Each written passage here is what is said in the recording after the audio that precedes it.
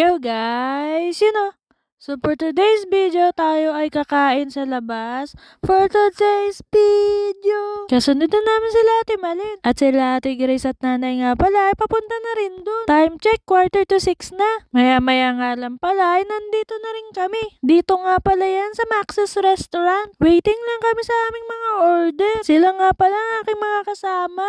Sunday ng mga panahon na iyan, kaya family day. Kasi family day is Sunday. Ayan nga, binidyo ko lang din ang sarili ko. Tapos maya-maya may dumating na opa. Opa Gangnam Style. Ayan na nga, tumupo na rin si Rene. Tapos, tamang usap-usap lang kami dito.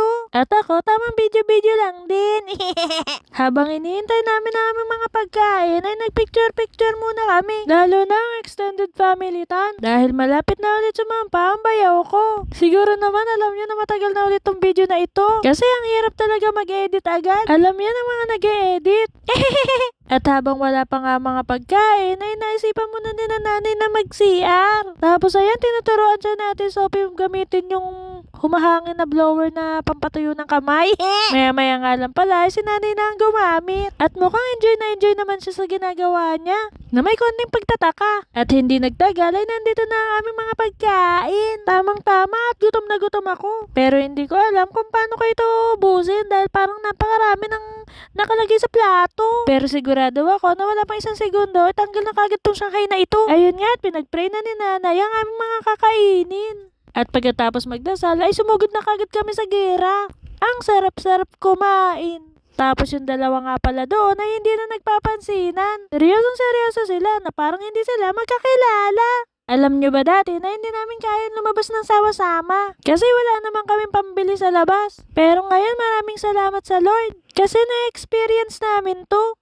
Nakakapasyal, nakakagala, at nakakakain ng sama-sama. Kompleto pa. Sana ay marami pang ganitong pagkakataon ang maranasan namin. Buong pamilya, with nanay and tatay. Kaya ikaw, kung napapanood mo to, iset mo na ang gala ng pamilya nyo.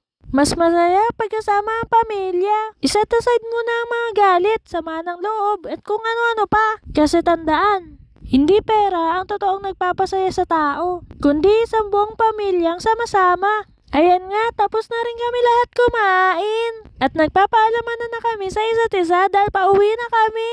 Sila Sophie at Gabi ay diretso na uwi sa Dasma.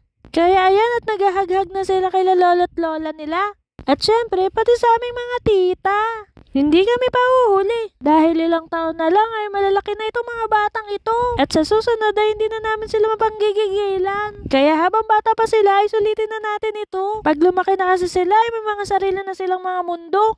Ayan nga, palabas na kami ng restaurant. At papunta na sa aming mga sasakyan.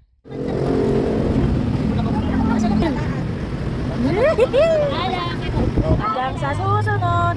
Bye-bye. I love you. Hindi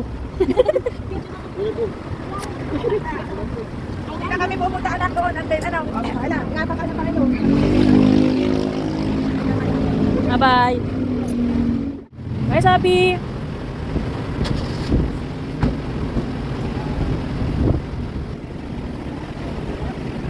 Tara na. Let's go. Bye. Si nanay sa tulong. Kain na kami. Bye. Bye, Ate Sophie. Di mo, hanggang sa susunod.